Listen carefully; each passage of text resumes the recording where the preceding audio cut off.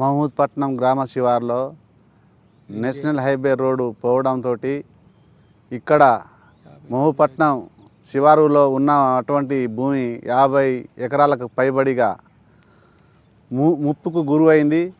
ఆ విషయంలో ఎన్నిసార్లు అధికారులను చెప్పినా వాళ్ళు పట్టించుకోకపోవడం, మళ్ళా వంపు ఏరియాలో కలవట్లు ఇవ్వకుండా మిట్టకు ఇవ్వడంతో ఇప్పుడు రైతులందరూ ముప్పుకు గురై పొలాలన్నీ మునుగుతున్నాయి. కాబట్టి అధికారులు వెంటనే వచ్చి చర్య తీసుకొని ఇక్కడ కలవట్ను ఏర్పాటు చేయాలని ప్రతి ఒక్క ఆఫీసర్లను కోరుకుంటున్నాము.